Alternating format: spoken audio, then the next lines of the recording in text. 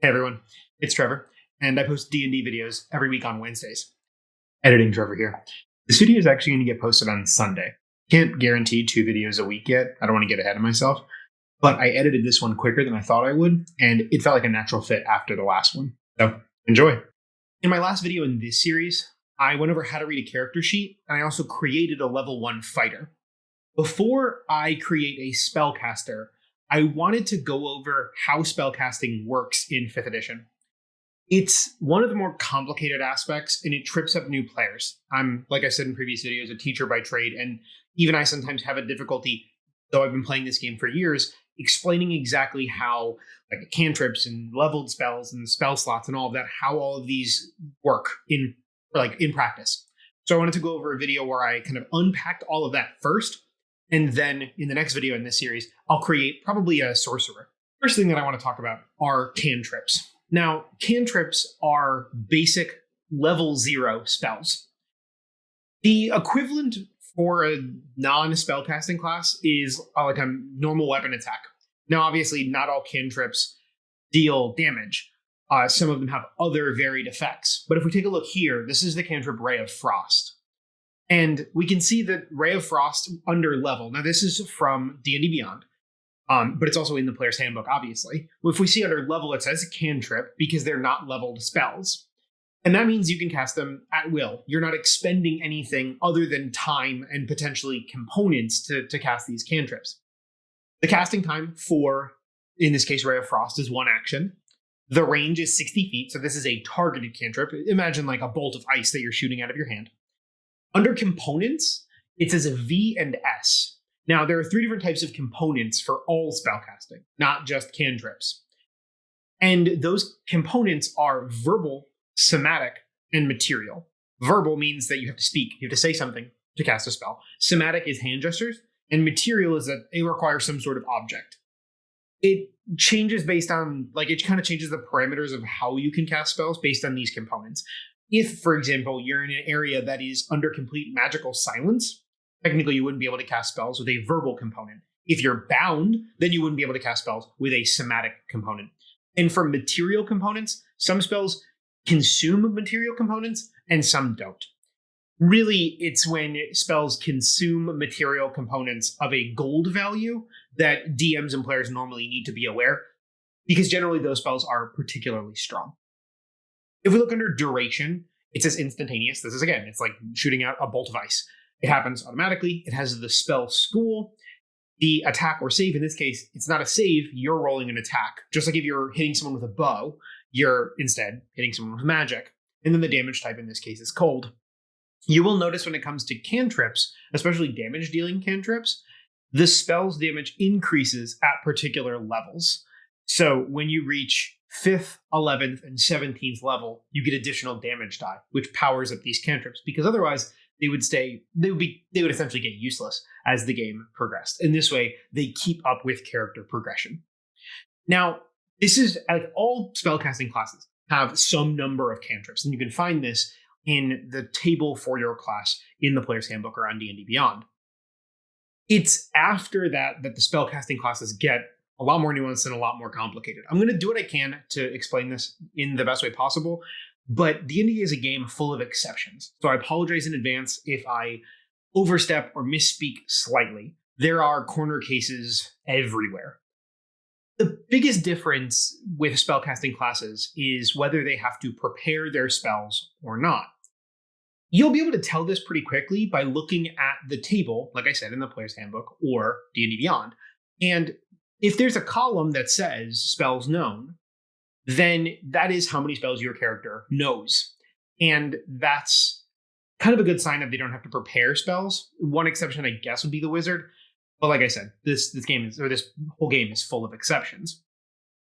The difference here is that for some classes, the ones that have to prepare their spells, they have a larger list of spells to choose from. Sometimes they have all of the spells for that class to choose from. But after a long rest, they decide their spells for that day.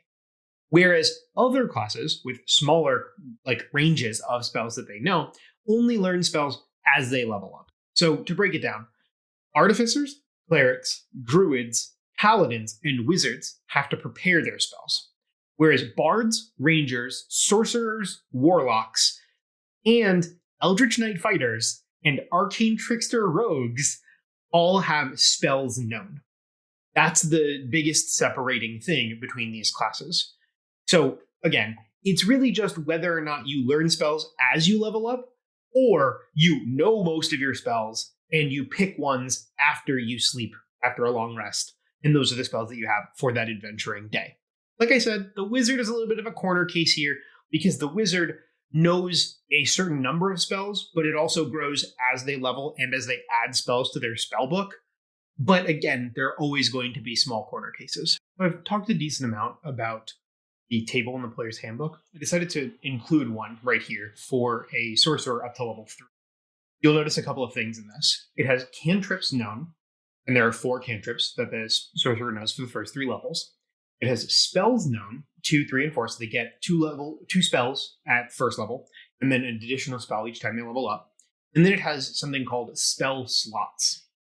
Now, this is where a lot of new players get tripped up. At first level, in our sorcerer example, sorcerer has 2 first level spell slots. At second level, they have 3 first level spell slots. And at third level, they have 4 first level spell slots and 2 second level spell slots. Now, spell slots are a resource that you expend to cast leveled spells. There's a very good visual illustration that I found from, I believe, a podcast called Detentions and Dragons, and I linked it in the description below. But you can think about it this way.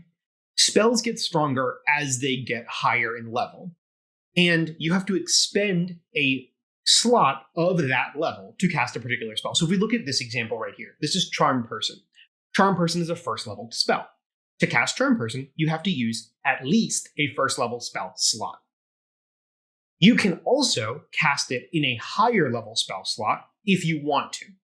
Now, there are some benefits to doing this with some spells. Like you can see in the spell description, it says at higher levels. And also it just gives you flexibility with these weaker level spells. The reverse is not true. If we say Fireball, for instance, which is a 3rd level spell, you cannot cast that with a lower spell slot.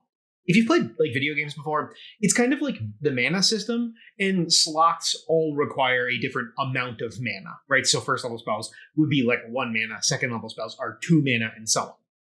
It's not a perfect example or a perfect parallel, but I think it works well enough to grasp it.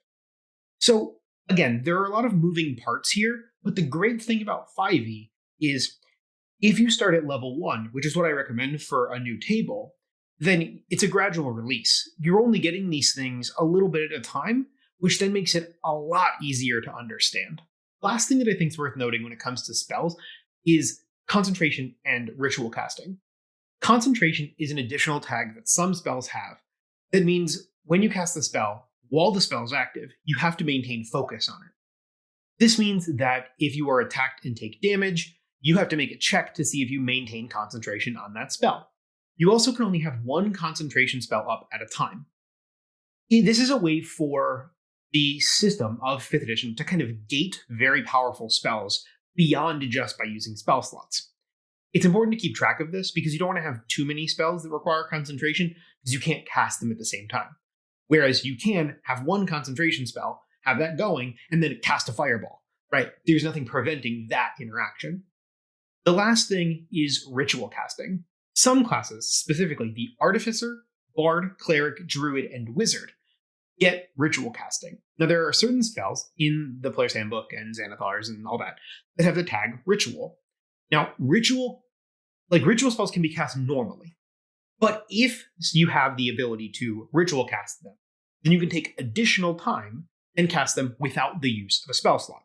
This is really advantageous, especially for, say, the Wizard, because the Wizard can actually ritual cast spells without preparing them. So if they have their spell book and they have, say, Alarm, which is a spell with the ritual tag in their spell book, before they go to sleep for the night, if they're particularly paranoid, they can spend time, ritual cast Alarm, and not have to expend a spell slot for that spell. In the next video in the series, I'll make a level 1 spellcaster so we can see some of this stuff in action, but I felt like that would be too much to do all at once, and I wanted to go over how the spell system worked in 5th edition first. Thanks for listening, and as always, Be safe. Make smart life choices.